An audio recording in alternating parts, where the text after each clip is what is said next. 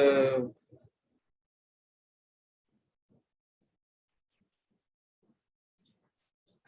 Kantesh has joined.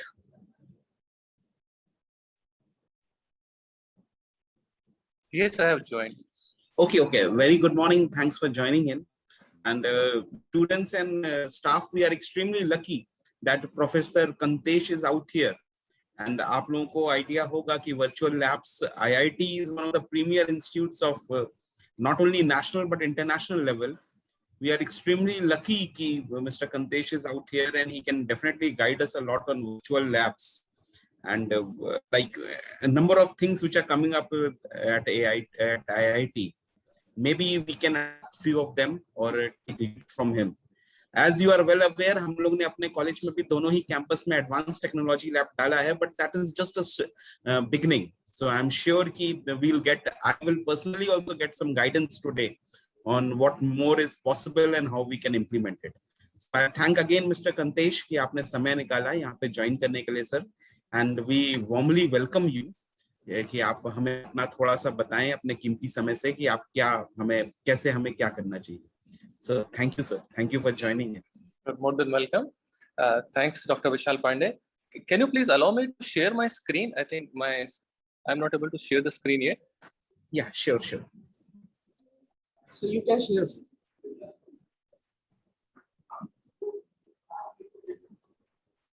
Yes, it is letting me do now.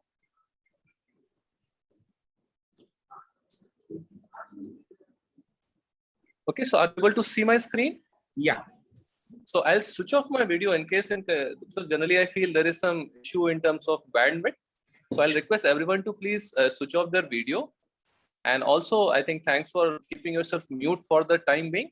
In case there are some concern, I will request the Master of Ceremony to please interrupt me and let me know. Because when I'm starting my presentation, I will not be able to see anyone else.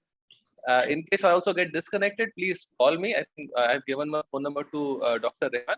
So then you can again connect to me in case something is, if I get disconnected or because I will not get to know that I hope it doesn't happen. But in case it happens, then please let me know, sir. Sure. So let me stop my video. Then I'll get.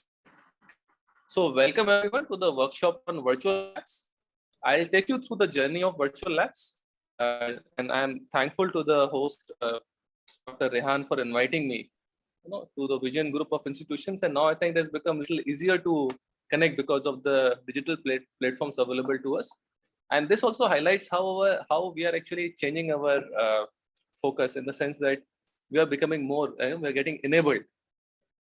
And so space is not a problem anymore. We can now reach everyone the way we would like to. So this virtual lab is developed under the aegis of Ministry of Education. Earlier it was MHRD, through this National Mission on Education through Information and Communication Technology. And there are multiple number of IITs, NITs, IIITs, Amrita, various other colleges are involved in basically developing these labs and multiple number of experiments. Just to initiate that, we also need to ensure that we remove this aside because I'm getting. So India has to emerge as a knowledge superpower, because we know that wherever Indians go, especially the students, they excel. And this is just our pedagogy and our culture, which actually makes us excel. We are so disciplined that wherever we go, that automatically helps us in competing with others and coming out as a successful person. So main thing is to ensure that we have a good human resources development and knowledge enabled working population, and that's what actually makes us a superpower. But present ecosystems also produces some challenges or places some challenges, like there is severe underutilization of human resources. At least to certain extent, 5% it still requires resources for a person to be able to get to that level of employability. Also, there is a slow rate both of institutes, 3 to 7%, which again requires attention. There's low rise in the enrollment of students. Also, multiple students also drop out after some time. So that actually creates a problem to certain extent. Anyhow, so these are again the challenges, but this also it basically indicates that the conventional routes will not help. So they are still limited by the infrastructure, by the resources, by how much government can do. The limitations we possess from our end, maybe it is in terms of our remote location, power, economic background, or so on and so forth. So conventional routes may take very long to make us reach our required goals. So can we do something to obviate, to avoid, and to come out with some opportunities that will help us learn, grow, and still remain competitive? So this is very nice example I keep giving, where to learn to cross barriers. So if I stand, straight, if I'm a rod and I stand straight, I will not be able to cross this particular obstacle, which is curved. And to a common mind, it will appear, oh, it is impossible, right? The rod standing like this, and can it cross like this? But nonetheless, there are ways you can, learn along the way, and that's what education provides us. It helps you to cross your barriers. It makes your mind more open. And that's what the intention. Can we make this learning more permanent, and also should be reachable to everyone else? Again, COVID also came as a shock to many, and also it restricted our mobility to much extent. The colleges were shut and everything. But I always have seen COVID as an opportunity. It's like commanding opportunities of virtualization and indigenous development. It's a wonderful and novel way to go ahead. And let me tell you, this virtual lab, so this definitely is providing, a very good repository or resource to people sitting at home for learning, while at their home. And again, extending that. So before that, we had this NPTEL lectures, and now we are getting on to virtual labs. So this is really, a very useful resource for anyone to sit at home and learn on their own. And that's what is, again, very important. And just to highlight that COVID is not the only thing, but apparently, if I have to look at the statistics, the current usage has gone up by, I think, 46 millions of virtual labs. It means that many people are actually watching virtual labs. And there are multiple number of nodal centers, participants, workshops being run, and you will see those green bullets, which are nothing but number of nodal centers across India. These numbers would actually increase, anytime, or the numbers are, I think, from little older data. So you will see the numbers also would have gone much up.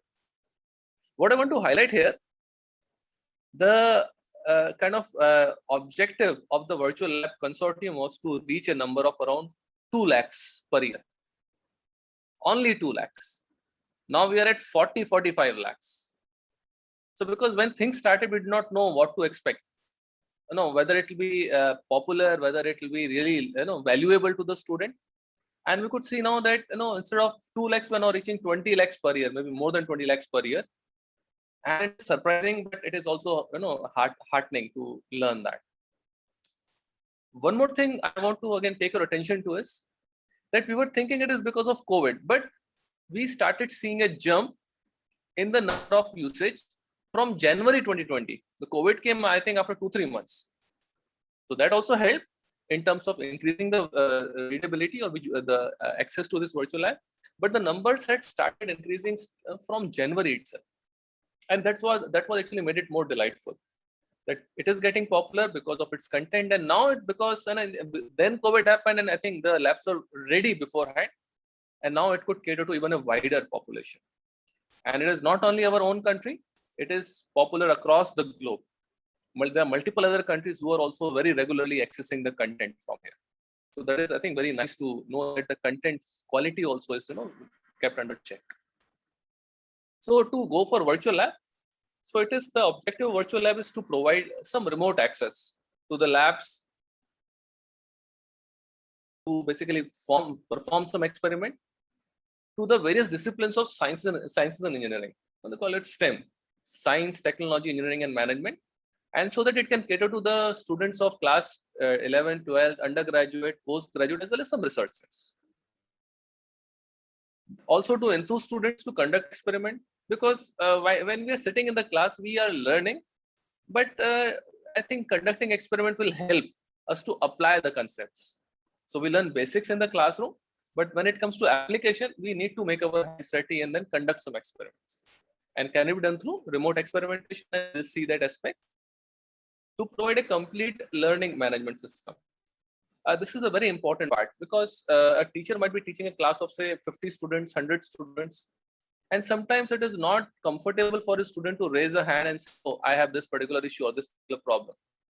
Again, 15% students very bright, 15% student might need more time to grasp that concept. The teacher's pace will be at a certain level. And that actually makes one maybe miss out a concept. And by the time teacher has taught the second concept already. Right? So can we have this learning management system where we can stop, take a pause, and recheck whether we learned it or not, clear our doubts by some additional repository of either video lectures or demonstrations. Can we also get feedback by self-evaluation? So all those things are embedded in the virtual lab. That actually helps in terms of building a little bit more and taking that extra step. Also to share costly equipment and resources. If something is available in the neighborhood, why will I duplicate that infrastructure which is costing say lakhs or crores of rupees? Also, why should geographical distance be a constraint? So to obviate all such obstacles or hindrances, the concept of virtual lab actually was extended. Apparently, it came up after the NPTEL success. So this is National Program for Technology Enhanced Learning. It comprised of multiple courses with around, so each course for around 40 lectures or so. And seeing its success, then I think MHRD decided that let us step ahead and then make some labs. That was the overall goal to go ahead with, and I think it's very successful in So for the lab, what is actually a virtual lab? So we do learn something in the lecture, which is a theory class, NPTEL lecture, maybe a course. But then how do we go about creating a virtual lab? So what is a virtual lab? So virtual lab is some sort of a web-enabled system for remote learning and experimentation. Right? So it's a web-enabled system which will help you learn and experiment at your own pace. Because earlier I had mentioned there can be different types of students who may have a faster learning, and now they will get bored because they have already understood what the teacher is trying to convey. Then there's a kind of in middle population which will be in sync, but there will be also a say 10-15% population who require more time. It's not that and for that particular concept, it doesn't mean that they are poor, but just means that that concept may be harder for them to perceive in that time frame. They might perceive a second concept much faster. So I'm just mentioning that the pace at which I want to learn should be as per my requirement, and that aspect can be provided by virtual lab. I can stop, I can pause, I can replay. That helps me to learn at the pace I want. So if I want to spend say only instead of 3 hours, I want to spend only 2 hours here, I can do so. For the second lab, I want to spend 5 hours, I can still do so. Right? So that is the way I would like to go for learning at my own pace. Second is learning at own place. So yes, I think classes are made to also inculcate discipline. But many times some person may feel more comfortable sitting in library very quietly on their own and then learning. Third person might be more interested in sitting in cafeteria. Fourth person might be more comfortable sitting in their bedroom, lying on a bed and then learning. And these are bits and pieces of additional learning apart from classroom as well, right? So in that case, I want to revise some stuff, relearn, or maybe get a newer learning. Then I would like to be at my own place of comfort, because that eases me out, and then I can put my entire attention to learning only. So place of comfort also becomes very important many a times. And third aspect is learning anytime. Because again, depending on the habits of a person, some person may want to get up early in the morning. They might get up at 4 a.m., 5 a.m. Now they are fresh and they want to learn sometime, say at around 5:30 a.m. or 6 a.m. But labs will not open up for them at 6 a.m., right? Or second person might be more active in the lunchtime. Third person might be more active later in the night, say 11 p.m. For them, the physical labs will not open. But now can we make available an experiment to them at which they can access anytime through the internet? So I don't need a physical presence of a person to help them out. So that way now we can allow them to learn at their own pace, own place at any time. And that is what the concept of virtual lab is. So now these labs will help in learning the basics as well as applying the concepts. That will make it more permanent in terms of learning. And again, there is a need for such labs at all the levels, because I think we are known for our good maths, good science and technology and engineering aspects. So can we initiate this interest from early on, from class 11, 12? Want to enhance the quality of education? Can we also inculcate in undergraduate? Want to have some research component, research ideas? Can it also not be incorporated for PG and research scholars or even research scientists, right? So that is the idea behind the conceptualization of virtual lab. But now challenge is to establish virtual labs in major areas, because when this particular consortium had started, it was assigned to various IITs, NIITs, triple IITs to get started, and it was more on an experimental basis. So now some faculty members who had come in, now they could create a lab depending on what their syllabus was, how they would have taught that particular course, and the mapping of it with respect to each and every college in terms of the generic course content may not be occurring directly one-on-one. So here we might find that, one lab has 2 relevant experiments from this particular domain, 3 more experiments in the same course but from a different experiment, right? So that may also happen. So for your own lab, if you want to collect or collate 10 experiments, they might come out from 3 different such labs, right? 3 different types of virtual labs. So experiments have to be mapped one-on-one. And that exercise is already started, by the way, by UP Technical University. So that APJ Abdul Kalam Technical University has already initiated this particular aspect. But I'm just highlighting that still there is a need to create the content, right? And I would like or urge you to also come up and volunteer to construct a experiment at least. You will require some resources which will be happy to help you with. But nonetheless, that will be specific to that course content, and it will be very helpful to you as well as others. One more thing I wanted to highlight here. So typically, we always shy, thinking that, if I create a content, then it will be very inferior. No, we are here to check the content. The labs also will get reviewed. In the process, you will also learn, and you will also realize that, what you were thinking is not a good quality actually can become a better quality by incorporating certain suggestions, comments, and the way you pitch it in is also, that also will be helpful for your overall growth. So don't hesitate in coming forward and helping with creation of a virtual lab. Professor Balani, I'm sorry to interrupt you. What you are talking about is extremely useful. For sake of our students, can you be a bit bilingual if possible? I'm sorry for apologetic for this thing, but no, that's okay. That's okay. Little bit of Hindi if possible. Okay. Yeah, yes, I can. ठीक है, मैं हिंदी में भी बात कर सकता हूँ.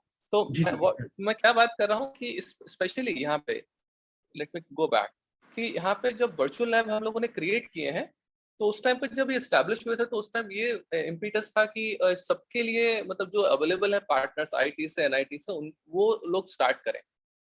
तो इस चक्कर में क्या हुआ है कि जो एक्सपेरिमेंट्स वगैरह डेवलप हुए उसमें बहुत सारे जो है वो लोकल क्लाइमेट पे बने हुए हैं. आईआईटी का ये कोर्स पढ़ाता है तो वहां पे बन गए 10 लैब्स. तो आप रियलाइज करेंगे कि हर पर्टिकुलर यूनिवर्सिटी में वो अगर आपका एक पर्टिकुलर कोर्स है उसमें आपको 10 एक्सपेरिमेंट चाहिए, तो वो 10 के 10 एक्सपेरिमेंट आपको एक लैब में नहीं मिलेंगे, तो आपको वो ढूंढने पड़ेंगे, एक्सट्रैक्ट करने पड़ेंगे. और मैं ये भी बोलूंगा कि ये सारे एक्सपेरिमेंट हो सकता है अवेलेबल ना हो, तो मैं चाहूंगा कि आप लोग भी आगे आए, वॉलंटियर करें कि हमको अपने एक लैब बनानी है, अपना एक एक्सपेरिमेंट बनाना है. और इसके लिए एफर्ट लगता है, आई अंडरस्टैंड, इसके लिए एफर्ट लगेगा भी.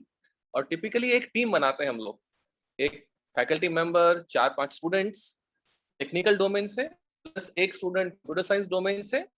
फिर आपको एक मेंटर असाइन करते हैं, वो हेल्प करेगा कैसे आपको आगे ले जाना है. और उसके बाद हम लोग 1 या 2 रिव्यू कराते हैं टेक्निकल एक्सपर्ट से. सो दैट वे आप लोग अपना एक कंटेंट क्रिएट कर सकते हैं.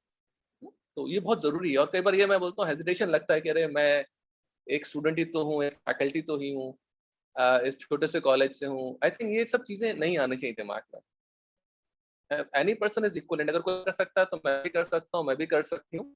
और इस सोच के साथ ही आगे चलना चाहिए. And if you take the first step, बाकी स्टेप आई थिंक लेना आसान हो जाता है. ठीक है, तो जस्ट मैं अर्ज करूंगा सबको कि आगे आए, वॉलंटियर करें and participate. Now coming to virtualisation. तो वर्चुअलाइजेशन मतलब कि जो हम एक्सपेरिमेंट कर रहे हैं वो कैसा फाइनली होगा, हम क्या देखना चाह रहे हैं फाइनली. तो उसके 3 या 4 तरीके हैं. One is remote trigger. मतलब मैं यहाँ पे बैठा हुआ हूँ या कानपुर में या अलीगढ़ में या इलाहाबाद में या दिल्ली में, और मुझे एक एक्सपेरिमेंट करना है जहाँ पे मशीन रखी हुई है से मद्रास में, तो रिमोटली मैं उसको ट्रिगर करूंगा यहाँ से बैठे बैठे, और वहां पे मेरा सैंपल रखा होगा, वो ऑटोमेटिकली स्टार्ट होगा और then I can see it live. तो ये होता है रिमोट ट्रिगर। और ये जब स्टार्ट हुआ था then it started all with remote trigger. तो मैं ये बैठे बैठे कंट्रोल करूंगा, मेरा सैंपल मद्रास में है और मैं इसे कंट्रोल करके देखूंगा मेरे को क्या रिजल्ट मिला। बट अभी इस पर रियलाइज करेंगे आपकी मशीन तो एक ही है, और अगर 10 जनों को साथ में एक्सपेरिमेंट करना है तो नहीं कर सकते, राइट? प्रॉब्लम आ गया। दूसरी बात, अगर मुझे रात को 2 बजे एक्सपेरिमेंट करना है तो वहां पे कोई पर्सन तो होना चाहिए जो मशीन को स्टार्ट करेगा। या सपोज मेरे से कुछ गलती होगी, मैंने कुछ गलती से गलत बटन दबा दिया, वहाँ मशीन बैठे बैठे 2 करोड़ की मशीन डैमेज हो जाएगी, प्रॉब्लम है, right? So it is not satisfying the aims and objectives of virtual lab as such, ठीक है? नाउ थर्ड थिंग इमेजिन करिए, यहाँ पे सपोज मैं स्टार्ट तो किया बट यहाँ पे सडनली वेब चला गया, लाइक लिंक चला गया, वाईफाई चला गया, देन सम कमांड वहां तो चला गया है और वो ऑटोमेटिकली जाके मशीन को डिस्ट्रॉय कर सकता है। So there are multiple issues in remote trigger control, कि ज्यादा लोग साथ में काम नहीं कर सकते, नेट क्वालिटी पे डिपेंड करता है, आपको ह्यूमन पावर चाहिए जो मशीन ऑन करेगा ऑफ करेगा, तो पर्पस इसका बेसिकली डिफीट हो जाता है। तो but nonetheless this was the start. So उस टाइम से आई थिंक जो भी टीदिंग प्रॉब्लम्स थी उसके बाद सॉल्व हुई है, but nonetheless this was the first one to get started. Now second था मेजरमेंट बेस्ड एक्सपेरिमेंट। तो ये जनरेशन 2 के फिर एक्सपेरिमेंट्स आए इस तरह से कि इक्विपमेंट है यहाँ पे एक बड़ा सा अच्छा सा सोफिस्टिकेटेड, तो उस पर लोगों ने बोला चलो सैंपल्स हम बनाएंगे और प्री डिफाइंड कंडीशंस में हम लोग सैंपल का डेटा प्रोवाइड करेंगे। तो उससे क्या होगा, एटलीस्ट दूसरे को पता चल जाएगा कि इस कंडीशन में क्या रिजल्ट आता है, right? So that way it became measurement based. So कुछ नहीं से एटलीस्ट कुछ बोला, तो मशीन के बारे में बताया, देखा मशीन कैसे काम करती है, फिर उसके बारे में जो रिजल्ट्स वगैरह आए, सैंपल्स वगैरह आए, उसको हम लोगों ने सेट किया, right? That is measurement based experiments. Now third one is called as a video recording of playback. तो उसमें क्या किया, मेजरमेंट बेस्ड एक्सपेरिमेंट है प्लस इसमें क्या किया है, उस इंटायर चीज को रिकॉर्ड भी किया है। तो जब जरूरत पड़ी तो उसको प्लेबैक कर लिया, दोबारा से देख लिया, तो लेगा सेम ही तो है, यू नो, मेजरमेंट बेस्ड उसमें रिकॉर्ड कर लिया, क्या नया बात किया? बट नहीं, this is also very important, क्योंकि जब आप रिकॉर्ड कर रहे हैं कुछ चीज तो उसमें आपको पता चलता है सबकॉन्शियसली, अब बैकग्राउंड में, अच्छा सैंपल साइज इतना बड़ा है, अच्छा इतने सलीके से हमको सैंपल रखना पड़ता है, अच्छा इस तरह से अलाइनमेंट इसको रखना पड़ता है, नो इसका सैंपल का साइज पर्सन के कंपैरिजन में कितना बड़ा लग रहा है, राइट? तो ये सब चीजें भी हम लोग अप्रिशिएट करना स्टार्ट करते हैं। अच्छा इस तरह से कर्व हमको दिखना स्टार्ट होता है जब हम टेंसिल टेस्ट करेंगे, मशीन इस तरह से दिखती है, यहाँ पे आपका रिजल्ट दिखता है, तो ये चीजें भी बहुत इंपॉर्टेंट होती हैं। That's why it becomes more important to also video record and playback. Fourth one is simulation based. तो सिमुलेशन में क्या है कि कुछ कंसेप्ट वगैरह टीच करने हैं, तो बैकग्राउंड पे आपका एक सॉफ्टवेयर यूज कर सकते हैं या बैकग्राउंड में एक कोड आप डेवलप कर सकते हैं कि अच्छा मैं ये इनपुट दूं तो मुझे क्या आउटपुट मिलेगा। बिकॉज अभी तक क्या हो रहा था, डेटा पॉइंट फिक्स है, उसको आप चेंज नहीं कर सकते, जो आपको आउटपुट मिलेगा वो भी प्री डिफाइंड है, तो कुछ वेरिएबिलिटी रही नहीं। बट सिमुलेशन में क्या हो रहा है, आई can give any input I want. Suppose मेरे को टेस्ट करना है कि एक पेंडुलम है, उसका लेंथ जो है इतना 1 मीटर के आसपास है, बट मैं जब सिमुलेशन कर रहा हूँ I can give the length of pendulum as 1 kilometre. No practically तो पॉसिबल नहीं है, but in simulation I can give that value, right? So ये एडवांटेज हो जाता है सिमुलेशन का, you can give some condition which was probably practically not possible. But इसका drawback क्या है, इट इज नॉट प्रैक्टिकल, मतलब कि इसमें जो सेकेंडरी कंसर्न्स आते हैं, तो friction because of air, right, because of some losses here and there, वो सब चीजें कैप्चर नहीं हो पाते। It is always under ideal condition, always under ideal condition, ठीक है? But nonetheless that can be made more complicated, that part we can discuss later, but these are the 4 ways of virtualization. So remote trigger, measurement based, video recording, या fourth simulation. But overall idea is I should be able to virtualize. लगे भैया हाँ मुझे समझ में आ गया कि ये क्या एक्सपेरिमेंट है और उससे मुझे क्या आउटपुट चाहिए और उसका क्या मतलब और इंपॉर्टेंस है, right? So that's what it is about virtualization. अच्छा जब भी हम लोग सीखते हैं कुछ भी तो एक पिरामिड होता है, इन द सेंस की लर्निंग जो है it's not a one step process. So typically I think जब हम एक्सपेरिमेंट करते हैं तो क्या होता है, जनरली हम लोग ग्रुप में होते हैं, 4 या 5 जनों के ग्रुप में होंगे, उसमें से एक जना बोलेगा चलो मैं रीडिंग लेता हूँ, वो करेगा अपना सेटअप। दूसरा जना होगा वो रीडिंग लेगा, तो एक ने सेटअप कर दिया, दूसरे ने रीडिंग ले ली, बाकी दोनों बस उनको ताड़ते रहते हैं, देखते रहते हैं, भाई चलो ठीक है। So I am just saying involvement complete नहीं हो पाता है when there is a group, right. Second चीज क्या होती है, सपोज आई एम, चलो मुझे एक single experiment, I am single person doing the experiment. उसके बाद भी क्या होता है, हमारा फोकस कहाँ होता है, अच्छा कहीं मेरे से मशीन मशीन टूट ना जाए भाई, मेरी रीडिंग सही आ जाए भाई, टीचर मार्क्स ना काट दे, कि राइटिंग मेरी अच्छी होनी चाहिए। तो ये सब बातें दिमाग में आती हैं when we are conducting experiment, ठीक है। तो in this process we are not learning, we are just conducting an experiment, ठीक है। तो इस पर्टिकुलर कंडीशन में मुझे ये डेटा मिला, मैंने नोट डाउन कर लिया, मशीन का देखा प्रॉब्ली सर्किट सही है कि नहीं, डिजाइन सही है कि नहीं, right. So that is only A data gathering, data gathering. only when I add something to it, I start, oh, if I also change this parameter, what might happen? Suppose मैंने एक tensile test किया, देखा मेरा इसका size कितना है sample का, मैंने साइज का सैंपल बोला चलो उसको थोड़ा डायमीटर वगैरह बड़ा कर देते हैं, लेंथ थोड़ी बड़ी कर देते हैं, क्रॉस सेक्शन में सर्कुलर के बदले can I make it plate like और रेक्टेंगुलर। तो उससे क्या होगा, थोड़ा सा एडिशनल मुझे इन्फॉर्मेशन मिलेगा। So I start connecting the parts, अच्छा इसका इफेक्ट क्या होगा, right. Then later on that actually becomes, oh, I am doing experiment, that helps me learn a little bit more. Now from data I come to getting some information का मतलब है if I change the diameter मुझे क्या नई चीज मिल जाएगी। Third part is now how different parameters interact। अभी मैंने क्या किया, केवल मैंने डायमीटर चेंज किया सैंपल का, अब मैं ये भी चेंज कर सकता हूँ कि किस तेजी से मैं सैंपल को खींचूंगा, what is the strain rate. या मैं ये भी ऐड कर सकता हूँ, अच्छा इसमें टेम्परेचर का इफेक्ट पड़ेगा तो मैं डिफरेंट टेम्परेचर पे टेस्ट करूँ, राइट। और उस टेम्परेचर इफेक्ट आपके मटेरियल पे भी पड़ेगा, खींचने के रेट पे भी पड़ेगा। So now you have parameters which are also interacting with one another, right. And that's what starts creating a knowledge. So from data conducting the experiment you went on to getting some connection of part, that is information. Now different parameters which are interacting, उससे आप एक complete whole बना सकते हैं, whole completeness, WHOLE, to create knowledge, something new, ठीक है। Knowledge तो आ गया बट उसको अप्लाई करना भी आना चाहिए, that's what is wisdom. You should be able to reflect, अच्छा ये किया तो उससे मुझे क्या फाइनली इंटरेक्शन, क्या उससे मुझे क्या समझ में आया, मेरे को सैंपल साइज कैसा रखना चाहिए, कौन सा मटेरियल यूज करना चाहिए, किस टेम्परेचर पे ये मुझे बेटर प्रॉपर्टी देगा, right. So being able to join the holes will help me reflect on it and help me develop wisdom. How do I apply the knowledge? Okay. And that's what makes it, how can I design a newer experiment? So from conducting an experiment, जब आप data collect कर रहे हैं, you're just conducting an experiment. But at the end, you would like to design an experiment. जब आपको समझ आ गई अच्छे से, मैं क्या करूं, नया चीज कर सकता हूं, मैं क्या नई चीज में डिजाइन कर सकता हूं, that will come only once you gain wisdom. और वही चीज एक्सपेक्टेड है फैकल्टी मेंबर्स से एट द लेवल कि they should create newer experiments for imparting that knowledge back to the students, ठीक है। So I am just telling that learning is not a one step process, it comes in gradual stages, and at the end we would like to apply that knowledge and create some new repository of content. Now how to use the virtual lab, तो मैं आपको थोड़ा सा बताऊंगा कैसे आपको virtual lab use करना है, क्योंकि आई थिंक अभी आप यूज करा है नहीं करा है। तो first thing is to take self analysis. जब भी आप किसी लैब में जाएंगे वहां पे आपका प्री टेस्ट होगा या फिर यहाँ आपका सेल्फ एनालिसिस होगा, वो पहले लीजिए, उससे आपको पता चलेगा कि आप कहाँ पे स्टैंड करते हैं। तो टेक द फीडबैक और self analysis first, there you will get to know a score. मतलब आपका out of 5 out of 10 suppose कि कुछ स्कोर आया, that's okay, that is the starting score. उसके बाद आप देखिए कि अच्छा उसके एक्सपेरिमेंट के एम और ऑब्जेक्टिव्स क्या हैं, ये क्या बताना चाहता है, मैं क्या सीखना चाहता हूँ या चाहती हूँ।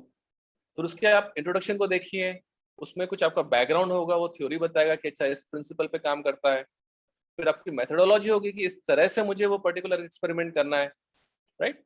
उससे आपको थोड़ा आइडिया मिलेगा कि मेरा बेस ऑब्जेक्टिव क्या है, इंट्रोडक्शन क्या है, फिर उसका बैकग्राउंड थ्योरी क्या है, और then how do I perform it, procedure.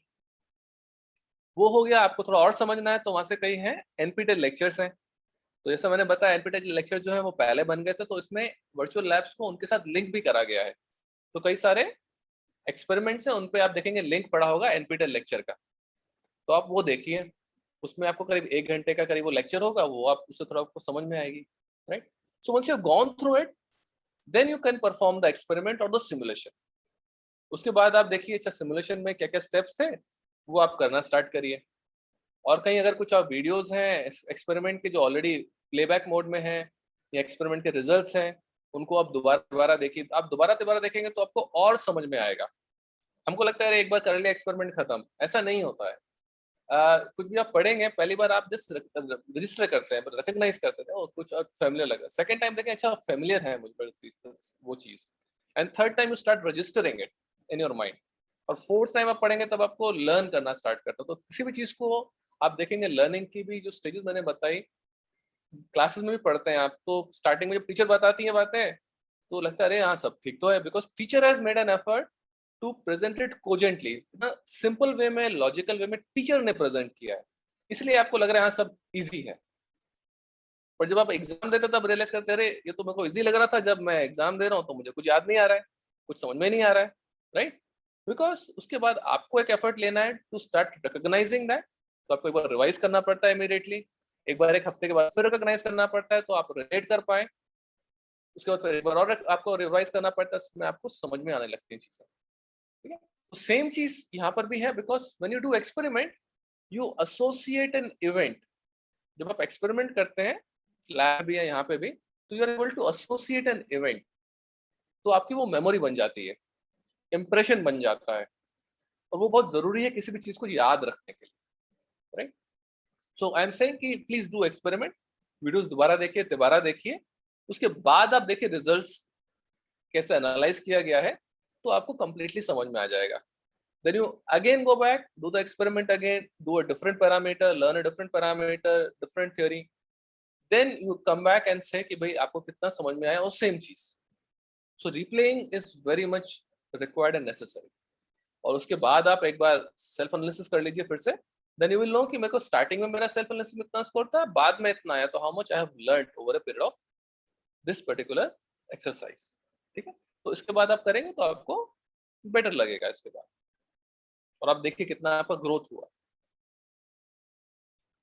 तो बेनिफिट्स वगैरह मिलेंगे definitely, it will enthuse students to learn and apply concepts. अभी तक आप कंडक्ट करते थे experiment, but now you will be happy to apply the concepts. Also इसके बाद आपको इंटरेस्ट मिलेगा, अच्छा रियली इंटरेस्टिंग है रिसर्च वगैरह, तो आप फर्दर स्टडीज के लिए जाएंगे, आपका वैल्यू एडिशन होगा और हमारी कंट्री का वैल्यू एडिशन होगा, राइट। ट्रेन मैन पावर हम लोग जनरेट करेंगे, that is again very important. Again PG students होंगे, उनको आइडियाज मिलेंगे, नए नए आइडियाज कि किस टॉपिक पे वो अपना रिसर्च कर सकते हैं, परसू कर सकते हैं हायर स्टडीज। इक्विपमेंट को डुप्लीकेट करने की जरूरत नहीं है, तो वंस यू आर अवेयर कि ऐसे करना है, तो देन यू आर मोर और less comfortable on that equipment की अच्छा बाद में चांस मिलेगा तो मैं एक्सपेरिमेंट कर सकता हूँ या कर सकती हूँ। आपके पास बहुत सारे सिमुलेशन टूल्स अवेलेबल रहेंगे कि जिससे आप एज इंटरफेस की तरह आप वहाँ डेटा डालें, आपको वहाँ से आउटपुट मिले। आप चाहें तो खुद भी क्रिएट कर सकते हैं ऐसे simulation tools. So I'm just telling it is very helpful in terms of learning something new and developing something new as well.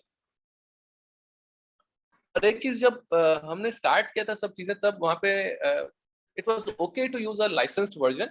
उस टाइम पे जस्ट क्योंकि सब एक्सपेरिमेंट स्टेज पे ही था कि अच्छा ट्राई करके देखते हैं whether people will like it और नॉट। तो कई काफी सारे एक्सपेरिमेंट जो हैं वो लाइसेंस प्लेटफॉर्म पे डेवलप हुए हैं यूजिंग मैटलैब और अबैकस, एनसिस, एनीथिंग एल्स, जो कि सब जगह अवेलेबल नहीं है।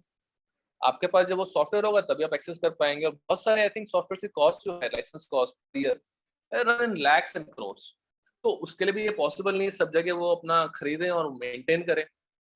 तो अभी जो फोकस है वो ये है कि हम ओपन प्लेटफॉर्म यूज करके वहां पे नया कुछ चीज डेवलप करें। सो इसलिए भी थोड़ा सा अभी जो पहले लैब डेवलप हुए थे उसमें सब एक्सेसिबल नहीं है। So there were around 3000 experiments जो कि क्रिएट किए गए थे, मे बी अभी 1500 के आसपास करीब अभी अवेलेबल होंगे, बट आई एम सेइंग, और एक नया एफर्ट भी चल रहा है to bring everything on open platform as well as create newer labs. But still उसकी जरूरत है कि we should create content on all the topics, जरूरत है उसकी for learning at primary secondary level as well. तो उसके लिए बहुत जरूरत है कि we should create those content again on open platform. So I think इसका आप अगर वो देखेंगे तो यहाँ पे आपको लिंक दिख जाएगा, मैं नहीं शेयर कर पा रहा हूँ, vlab.co.in, और यहाँ से आप जाएंगे तो आपको दिखेगा there are various participating institutes. उस पर आप क्लिक करिए, यहाँ फिर आपको डिसिप्लिन वाइज मिल जाएगा कि कौन कौन से लैब्स अवेलेबल हैं. So it is either going by that particular institute, और IIT कानपुर में कौन कौन से लैब अवेलेबल है, और you can also go discipline wise. तो वहां से डिसिप्लिन वाइज भी आपको दिख जाएगा कि कौन से डिसिप्लिन में कौन कौन से लैब्स हैं, और they are all backed with NPTEL lectures. तो देखेंगे, आप चाहेंगे वहां पे दिखेगा एक मुझे हाइपरलिंक मिल रहा है, and that's where you also have some availability of some NPTEL lectures.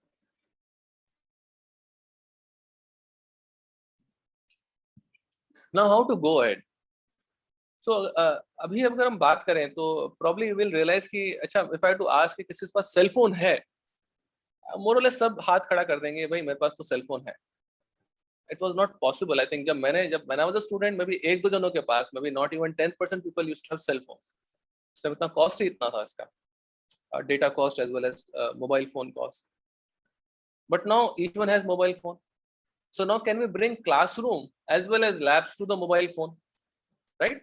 So now these tools also are helping us to create newer forms of educational learning, right? So ये चीज हम लोग also utilize कर सकते हैं. एक चीज और मैं कन्वे करूंगा, मे बी 2-3 साल पहले भी it was not possible to conduct a conference or a meeting virtually. सबको फिजिकल आना है, कॉन्फ्रेंस होगी, 100, 200, 300 जने, 1000 जने उस जगह पे आएंगे, but now we are being forced to conduct it online, right? So I'm saying that technology is helping us to come out of the box and create some other learning platforms. So modern age is also forcing us to create newer content, also utilize newer resources, and that is very helpful for also educational process. Second aspect is that in education we require both theory as well as lab. So theoretical part, I think it is okay because we can gather, now you have so many tools available, Google, Wikipedia, Khan Academy, and so that can provide you theoretical knowledge. But unless you make your hands dirty, unless you do things with your hand, that still I think is required to create an impression, create a memory to also, so that you also gain a confidence. Also, students need to have teaching material, lab, whenever they want and wherever they want. So now we need not be restricted by either a time or a place, right, or a pace of teaching as well. So pace, place, and time, all the three are very important component of learning, and now we should be able to create repository and reach the student in a fashion they are comfortable with. Last aspect is कि remote labs are also very good to perform lab work. So I'm just highlighting that कि remote labs भी अच्छे थे पहले, but उसमें केवल 1% काम कर सकता है. That is not suited well. So now we can go more towards measurement based या simulation based. वहाँ पे multiple लोग आके उसको access कर सकते हैं. And again, lab is very important क्योंकि teaching में आप देखें, realize करेंगे, the effort also is on our part. हमको 3-4 बार revise करना पड़ेगा. But when you do experiment, we are applying the concept. At the same time, we are associating a memory. तो हमको याद रहती हैं चीजें. तो उससे भी I think advantage मिल जाता है. And plus, we should utilize modern age tools or technology to help us learn more. अगर आपका सेल फोन है तो गेम खेलने से अच्छा है हम लोग कुछ उस पे लैब्स वगैरह कंडक्ट कर लें, कुछ लर्निंग कर लें, right? So that is again I wanted to highlight. ठीक है, मैंने आई थिंक करीब 30-40 मिनट ले लिए, but now I am pitching this slide. No virtual lab can replace real hands-on laboratory.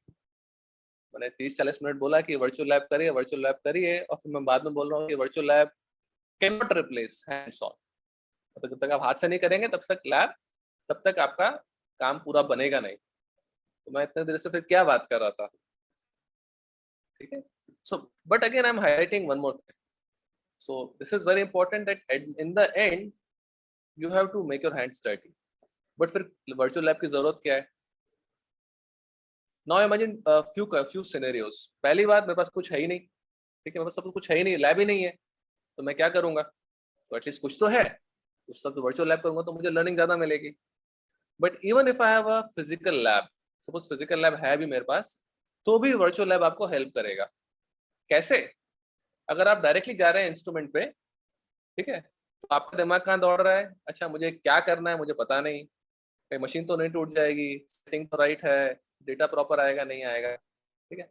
But अगर आपने पहले वर्चुअल लैब करा होता तो आपको पहले से ही पता है, अच्छा पहले मुझे ये स्टेप लगाना है, पहले मशीन ऑन करेंगे, फिर ये सैंपल लगाएंगे, फिर ऐसे उसको कमांड देंगे कि अपना टेंशन रेट वगैरह ऐसा करे, स्ट्रेन गेज लगाएंगे, ऐसी रीडिंग मिलेगी मुझे, और अगर मैं सैंपल का ये पैरामीटर चेंज करता हूँ तो मुझे ये चेंजेस मिलने की संभावना है, तो वो मुझे दिमाग में पहले से ही आइडिया है, तो मेरा कॉन्फिडेंस लेवल हाई होगा उस टाइम अगर मैं प्रैक्टिकली भी कुछ लैब करता हूँ। तो virtual labs are very important, so they cannot replace real hands on, but virtual labs are very very important। और उसको रिप्लेस इसलिए नहीं कर सकते हैंड्स ऑन को, क्योंकि they are the real condition. Virtual lab में you are just relying on ideal condition, क्योंकि सपोज अगर आपका बाहर जो टेम्परेचर अभी सपोज जितना भी टेम्परेचर है आपका से 33-34 डिग्री है, विंटर के टाइम का 2 डिग्री हो जाएगा, कभी समर में जाएंगे तो 45 के पास पहुंच जाएगा, उससे भी आपका डेटा गड़बड़ हो सकता है। ह्यूमिडिटी कितनी है बाहर, उससे भी गड़बड़ हो सकता है। सपोज सैंपल आपका करोड़ हो गया, बाहर पड़े पड़े कुछ टाइम पड़ा था, उस पर ऑक्सीडेशन हो गया, करोजन हो गया, तो भी डेटा चेंज हो जाएगा, राइट। तो ये सब चीजें वर्चुअल लैब प्रॉब्ली कैप्चर नहीं कर पाए, बट रियल लाइफ एक्सपेरिमेंट जरूर कैप्चर करेंगे। तो आप जब सैंपल लगाएंगे तो देखिए, अरे मुझे तो लग रहा है इस पर करोजन है, तो हो सकता है इसकी प्रॉपर्टी कम है, आप देखेंगे तो प्रॉपर्टी इसकी कम आएगी, right. So I am just telling कि virtual labs are very important, but real hands on lab are I think critical, I think, to learn. तो मैं आपको एक एक्चुअली चाहूँ तो मैं आपको दिखा सकता हूँ, ये हमारी जनरेशन 1 की लैब है, तो उस time it's only simulation based और मेजरमेंट बेस्ड। तो उसमें हमने सिमुलेशन भी किए थे, सोचा था हम लोग यूजर को प्रोवाइड करेंगे, they can put there data in, but इसमें लाइसेंस वर्जन यूज किया है, तो उसमें अभी एक्सेसिबल नहीं है, तो हमने कुछ उसमें स्क्रीनशॉट लेके डाले हुए हैं, बट नॉनदलेस हमने कुछ डेवलप किया मटेरियल साइड में। तो मटेरियल का हमको अगर क्रीप प्रॉपर्टी देखना है, मैकेनिकल प्रॉपर्टी देखना है वाया नैनो इंडेंटेशन, उसका वेटेबिलिटी देखना है, वेटिंग कैरेक्टरिस्टिक की बायोलॉजिकल वेज में यूज कर पाए, तो सेल ग्रो कर रहे हैं कि नहीं वो देख सकते हैं हम फ्लोरोसेंस माइक्रोस्कोपी से। और एनर्जी मटेरियल्स को क्लास क्वांटिफाई करने के लिए हमने आयनिक कंडक्टिविटी भी मेजर करी है। बट मेनली 3-4 डोमेन में हम लोगों ने देखा है मटेरियल की high temperature property, mechanical property and surface property, and there is something energy related aspect as well. तो इसमें वर्चुअल लैब जो आप ले रहे हैं, तो उसमें आई थिंक ये मैंने कन्वे कर दिया आपको कि पहले आप लैब पे चाहिए, सेल्फ एनालिसिस लीजिए, because simulation labs are little different than the measurement base. तो एम्स एंड ऑब्जेक्टिव्स पढ़ेंगे, इंट्रोडक्शन देखेंगे, फिर लेक्चर देखेंगे, वीडियो देखेंगे, कम बैक टू रिजल्ट्स, फिर फीडबैक आप फिर से लीजिए सेल्फ एनालिसिस। तो मैं आप चाहे तो मैं इसको एक बार दिखा सकता हूँ, let me go to this.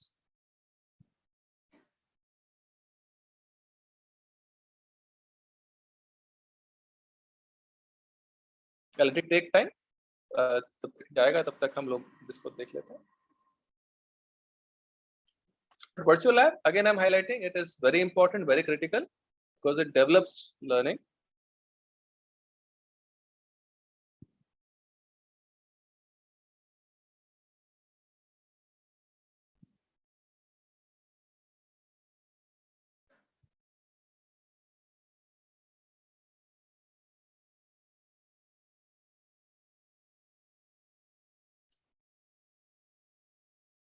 There are 2 labs, मैं आपको 2 labs दिखाऊंगा, तो मैं पहला आपको दिखा रहा हूँ जनरेशन 1 जनरेशन 2 में फर्क क्या है, वो एस्पेक्ट भी मैं हाईलाइट करूंगा, इसलिए मैं इस लैब को खोलना चाह रहा हूँ।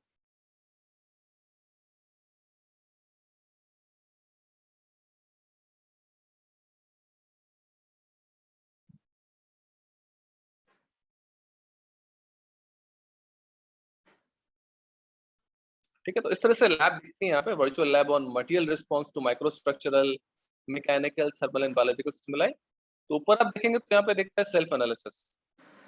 तो आप लैब में देखेंगे, आपको लैब दिखेगी, यहाँ पे आप क्या लैब का ओवरऑल फील है, इसमें हम लोग क्या करना चाह रहे हैं, हम लोग 5 एस्पेक्ट से जो हाईलाइट करना चाह रहे हैं, creep, nano indentation, wetting, fluorescence, ionic connectivity, and this are the 5 basically aspects. अगर आप यहाँ पे जाएंगे लैब के अंदर, उससे पहले आप सबसे पहले करिए सेल्फ एनालिसिस। सेल्फ एनालिसिस में आपको देखेंगे 5 जो लैब्स हैं, creep, indentation, fluorescence, ionic conductivity and wetting. तो लेट ऐसे I want to study about creep. तो क्रीप में मुझे क्वेश्चंस मिलेंगे कि मैं अटेम्प्ट में मेरे क्या है, तो let me click on something randomly. अच्छा, ये क्या करना चाहिए, क्रीप किस टेम्परेचर पे होगी, प्राइमरी स्टेज में क्रीप रेट क्या है,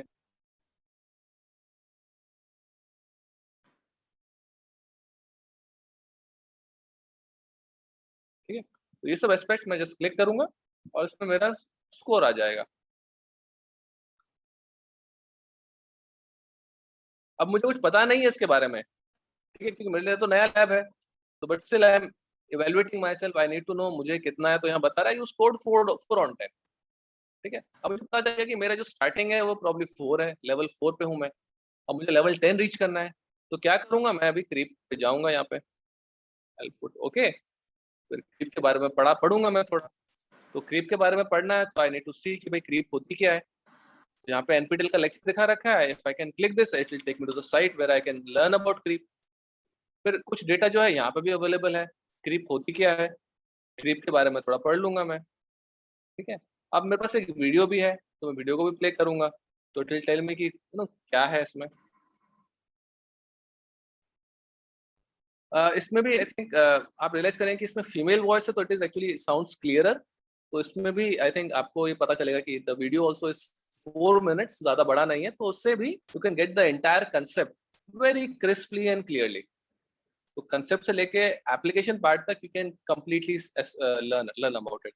इसमें कई एडिशनल चीजें भी होंगी, जैसे कि मैंने बताया था, इसमें हम लोगों ने सिमुलेशन किया जो कि अवेलेबल नहीं है लोगों को विजुअल स्टूडियो लेके, तो वो चीज भी हम लोगों ने यहाँ पे दिखाई हुई कि मॉडल कैसे हम लोगों ने बनाया, फिर फाइनली आपके रिजल्ट्स कैसे आ रहे हैं, उनका मतलब क्या है।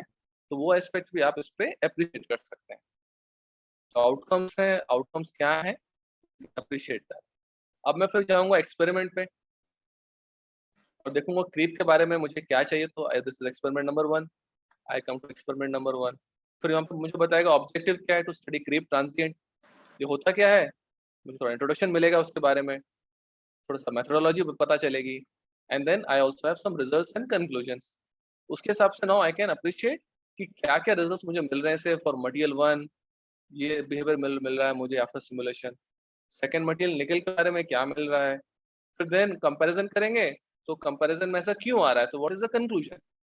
तो वो आपको यहाँ पे पता चलेगा कि अच्छा क्यों ऐसा बिहेवियर आपको मिल रहा है, ठीक है।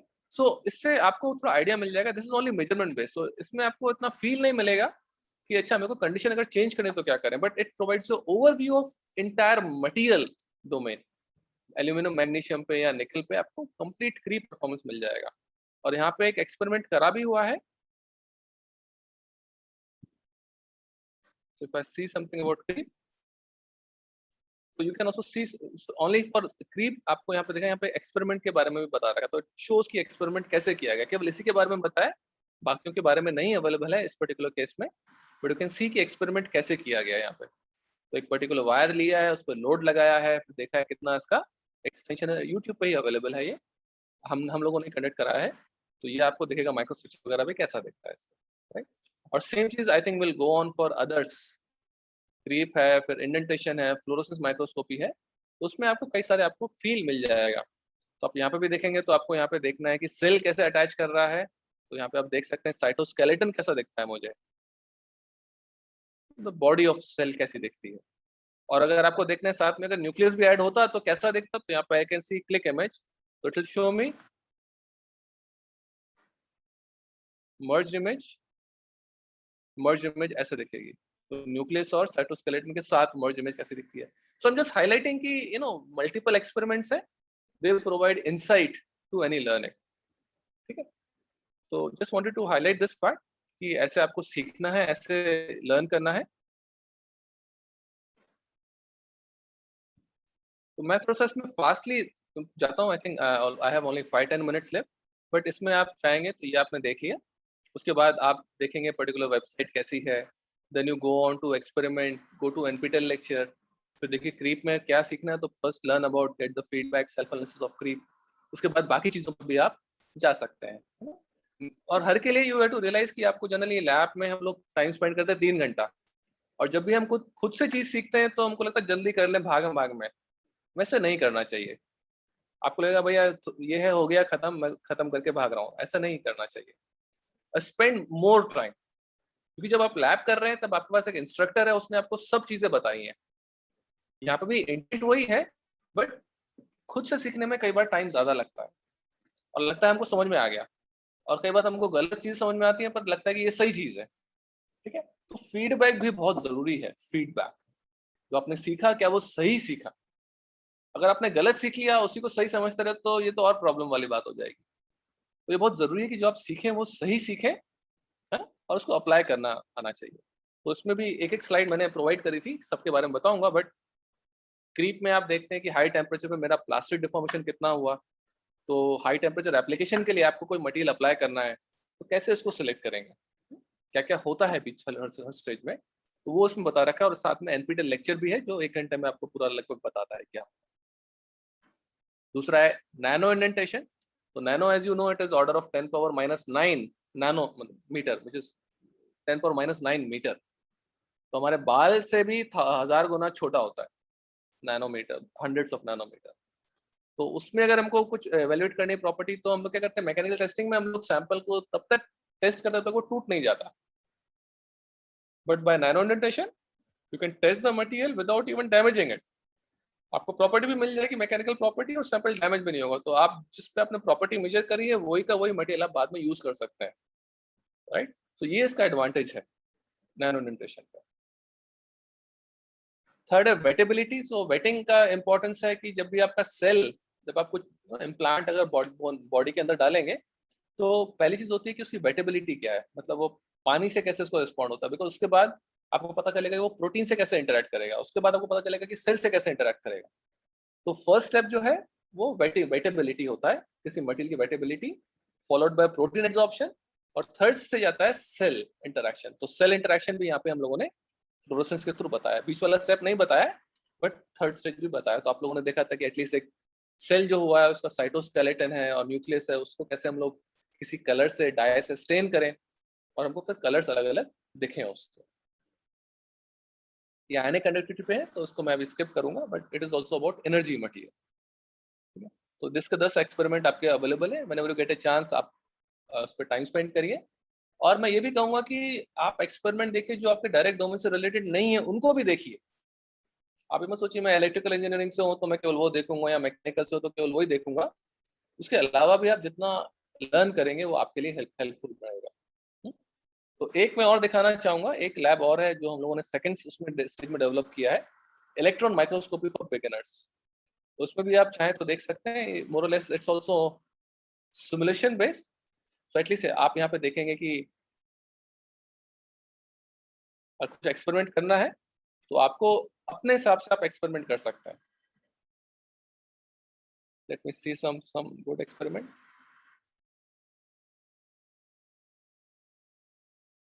फीचर साइज आपको सपोज कुछ मेजर करना है आपको यहाँ पे, चलो let me come to this. तो आपका एम बताएगा कि एम क्या है, फीचर साइज मेजरमेंट। थ्योरी के बारे में पढ़ेंगे तो इट टेक यू थ्रू कि कैसे मुझे किसी का साइज मेजर करना है, तो थोड़ा डिटेल में आपको पूरा बताएगा कि कैसे उसकी थ्योरी क्या है, अगर सैंपल्स ऐसे वैसे हैं तो आप कैसे उसको असेस कर सकते हैं। तो आपको डिटेल में मिल जाएगा कैसी आपकी ग्रेन साइज अगर मेजर करनी है, क्या प्रॉब्लम्स आ सकते हैं। तो उससे आपको थोड़ा आइडिया मिल जाएगा कि मुझे क्या केयरफुल, किस चीज़ के लिए केयरफुल रहना है, राइट। उसके बाद आपको प्रोसीजर मिल जाएगा, उसके बाद आपका प्री असेसमेंट है।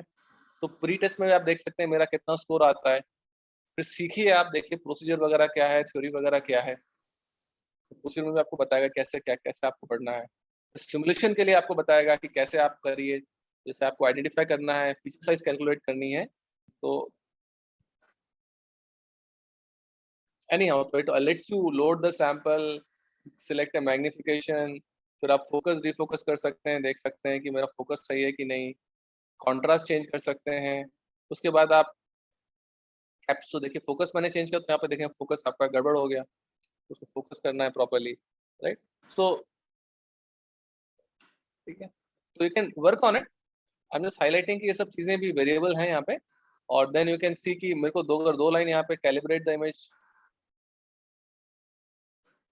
तो मुझे बताना है कि मुझे एक लाइन सिलेक्ट करनी है यहाँ से यहाँ तक।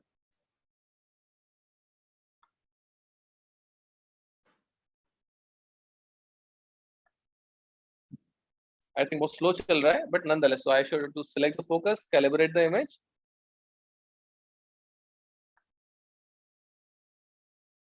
anyway, I think it's taking its own time, but इससे आपको पता चलेगा मेरा साइज कितना है, फीचर कितना है, फिर मैं एक एक करके इस फीचर को मेजर करूंगा एक करके, तो मुझे डेटा मिलता रहेगा, I'll start noting it down, then I can calculate कि मेरा कितना कितना पोरोसिटी कितनी कितनी जगह है, then I basically will get an average or get a particle size distribution.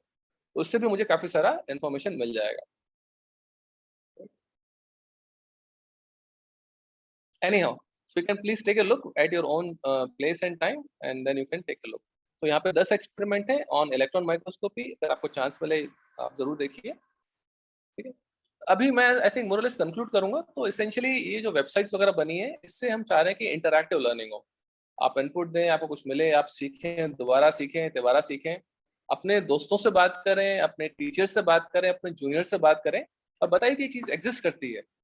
हम चाहें तो हम भी एक एक्सपेरिमेंट वगैरह क्रिएट करना चाहेंगे, है ना. ऐसे करके आप अपने जो इंटरेस्टेड लोग हैं वो साथ में आए और आप सीखिए अपने डिपार्टमेंट से, अपने डिसिप्लिन से, बट अलग डिसिप्लिन से भी जरूर सीखिए.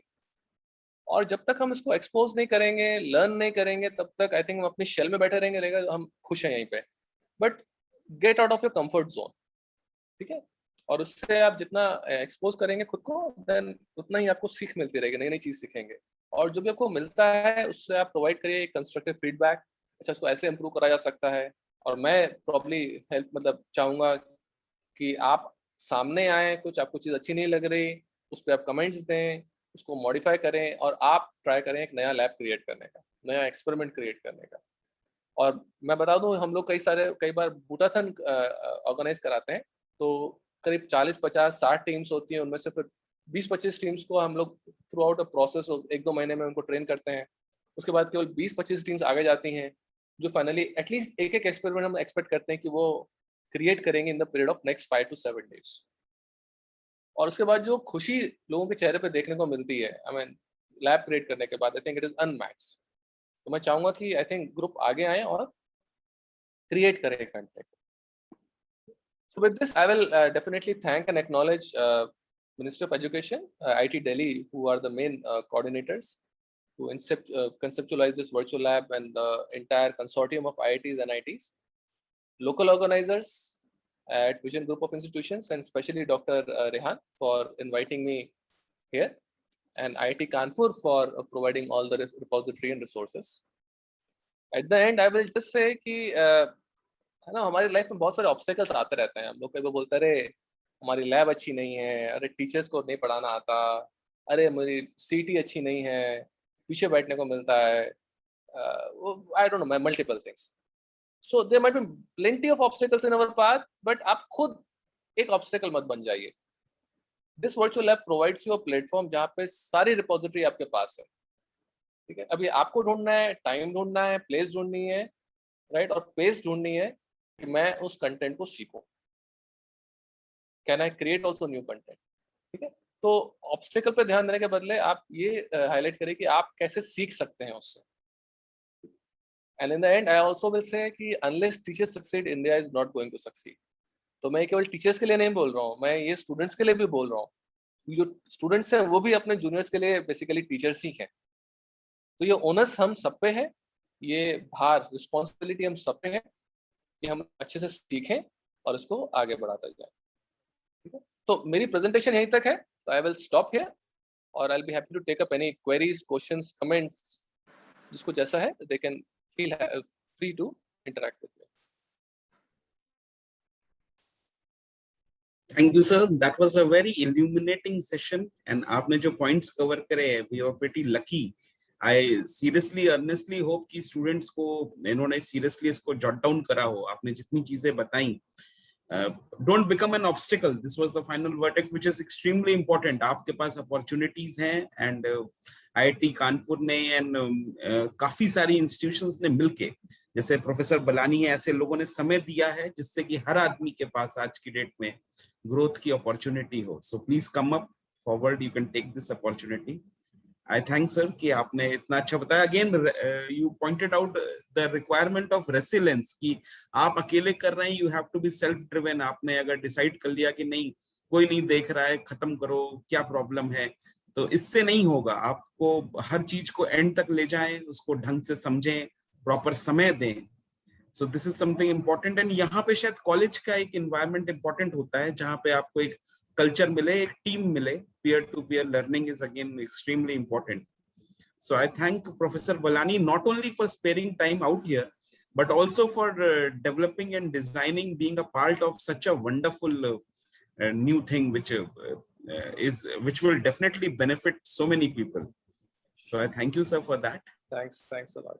मैं एक चीज और आई थिंक कहना चाहूंगा. आई थिंक सर ने बताया, विशाल पांडे जी ने, कि एक एनवायरनमेंट चाहिए, बट मैं एक चीज और कन्वे करूंगा कि आई थिंक आग लगाने के लिए एक चिंगारी काफी है.